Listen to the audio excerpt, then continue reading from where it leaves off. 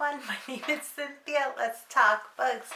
And today I am tagging myself in the Moody Book Tag. I've seen several people do this tag.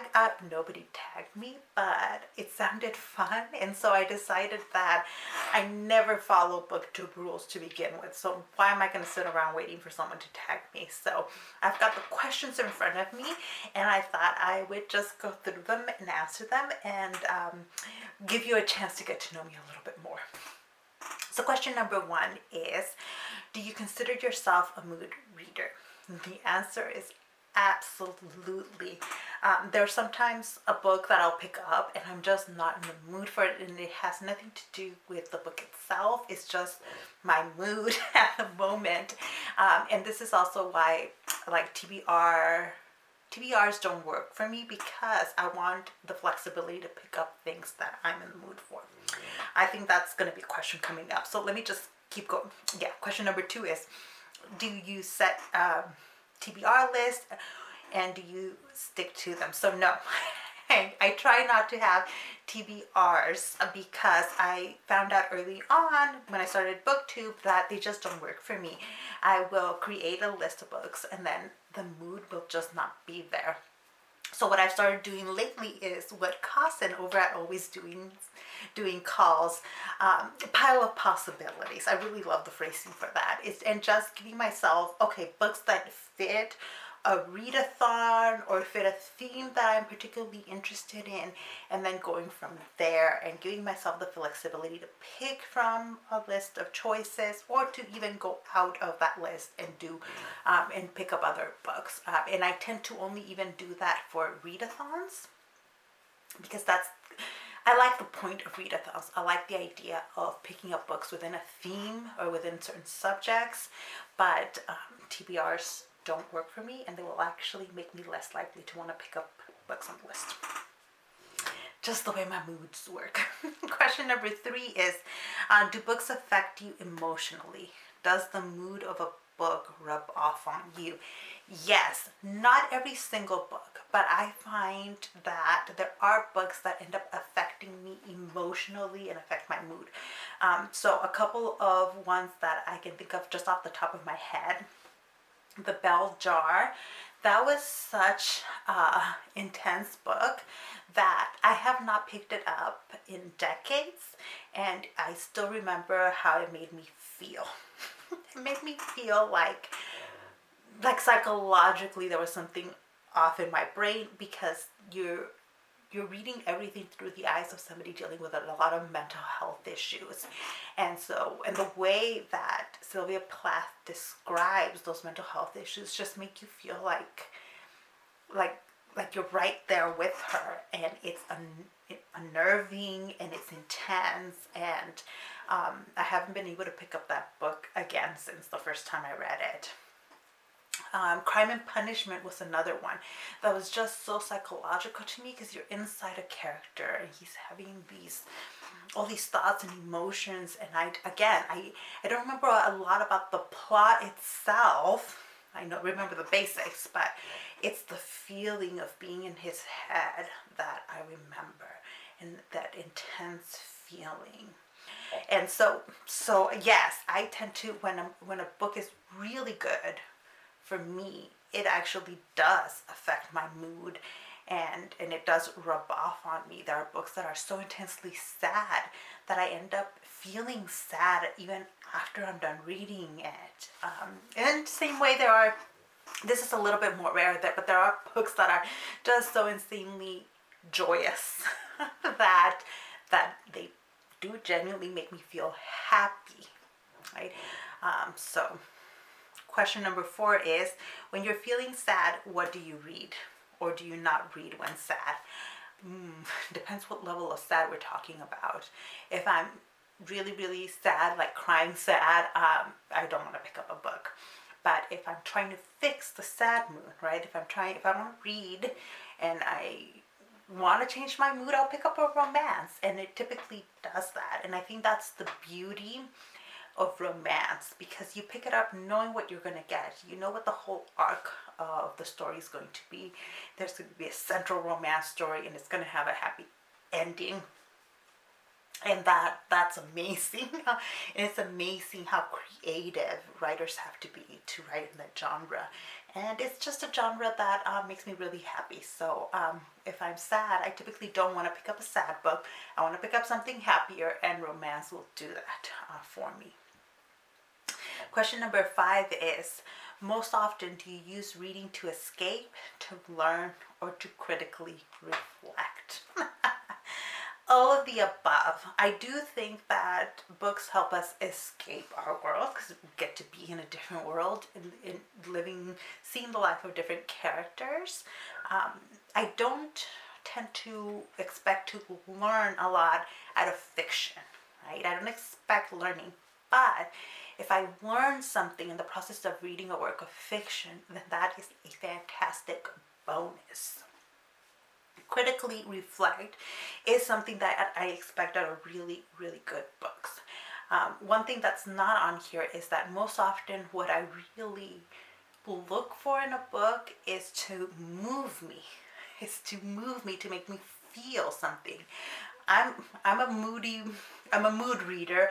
I'm a very emotionally driven person, and so for me, a book that I'm going to give 5 stars to, right, that is going to get the best rating from me, is going to be a book that does make me feel emotion, and probably also gets me to critically reflect on something, right?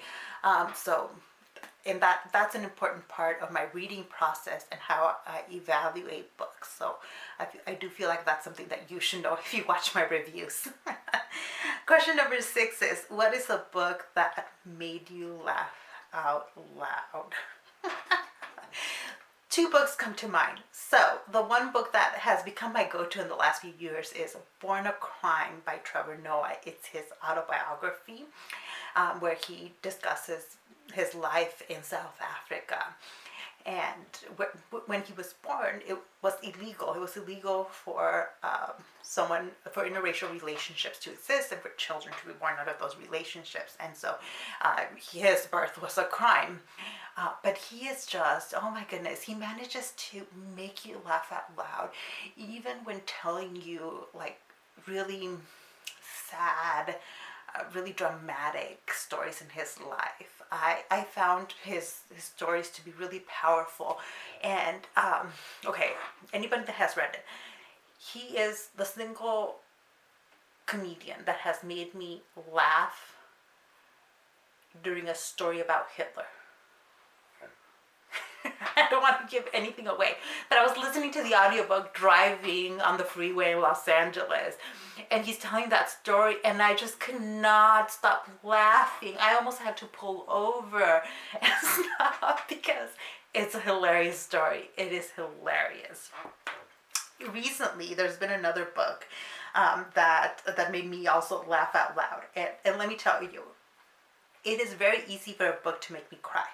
I cry so fast, but for a book to make me laugh out loud, now that is something different. That is something different.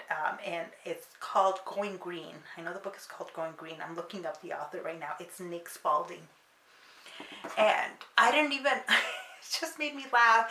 It's a book where like a lot of the humor comes out of making fun of environmentalists or people trying to be environmentalists who don't really understand what it means to be an environmentalist, and it's so hilarious.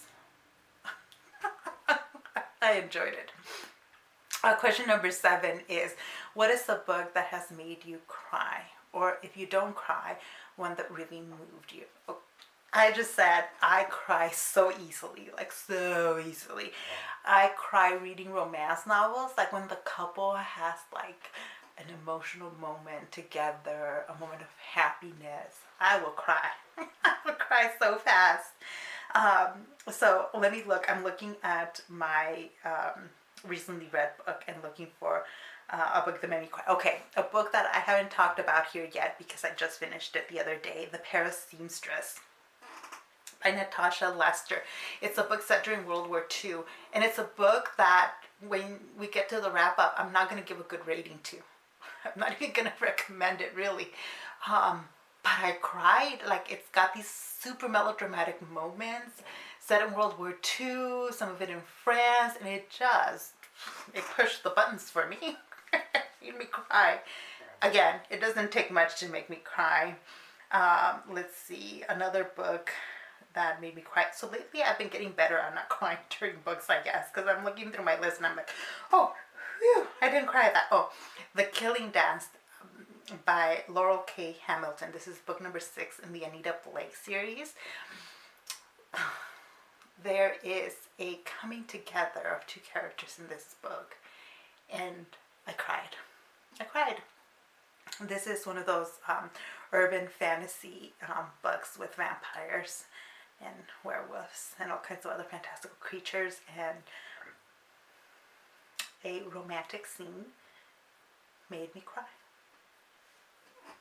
Alright, so those are a couple of examples. Question number 8 is, what is a book that you don't even know how you felt about?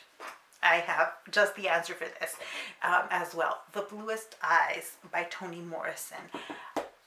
I read that book, and it's a fantastic book, okay? It is. It's a fantastic book. But I need to reread it before I can fully articulate my feelings and my thoughts on that book. Like, so I don't have the words to explain it all right now after a first reading. I feel like it is a book that has to marinate and has to be reread. And so at some point I will do that and then come back with better articulated thoughts and feelings about it. Question number 9. Are you more likely to read on a sunny day or a cloudy day? No preference. I live in Southern California, so for the most part we have some nice bright sunny days, but there's nothing like reading on a rainy day. When I know there's a rainy day coming up in Southern California, I actually plan my day around it. I, as much as I can, plan on getting things done beforehand. I clean, because I can't fully relax unless my house is clean. And I set everything up so that I can just sit with a blanket, tea or coffee, and read. Question number 10 is, do you usually set the mood when you read? Music, lights, smells, etc. Alright, I set the mood on rainy days, I just explained. But otherwise, no. Because oftentimes, like, I don't necessarily have large chunks of time to read other than in the evenings. And so if I'm fitting in reading during the day, I'm fitting it in like in between teaching, in between office hours, like things like that, or in between like walking my dogs. And so I don't have time to set the mood. But in the evenings, I have a whole ritual of like, decompressing, going to bed, and picking up a book. So I guess that's as close as I get to setting the mood, other than like my rainy day rituals. Question 11 and last question. Can you leap from book to book, or do you need buffer time between them? So this is one where I've changed. I used to prefer reading one book at a time so I can fully immerse myself in a book, and then might need buffer time in between books. But over the last few years, I just don't. I am currently reading like 4 or 5 different books. And sometimes I do need to shift gears when I shift from one book to another, especially like when I read before bed. So sometimes I will grab a book in physical form, be reading it, and then my significant other turns the lights off because he's ready to go to sleep, and then I'll switch to the Kindle, and that usually means I switch to a different book, and so I need a moment to shift gears, but that's not a huge problem for me. I can do that. Lately, I haven't been listening to audiobooks, but when before the pandemic, I had really long commutes to work, and that meant that I was also constantly listening to an audiobook, but I would only really listen to the audiobook in the car.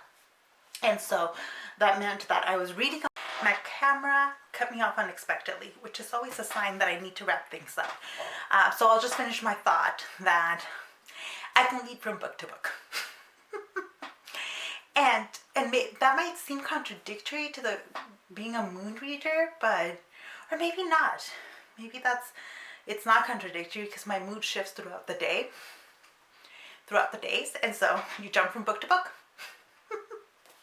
Anyways, those are my thoughts. I would be very interested if you all told me what book has made you laugh out loud. Humor is very subjective, right? What's funny to me might not be funny to you, but I would love to pick up a book that makes me laugh out loud. So I will take any and all of your recommendations. Because I tagged myself in this video, in this tag, I won't tag anybody else unless you want to do this tag, in which case you can consider yourself tagged. So thank you so much for watching this video, and I'll see you in the next one. Bye.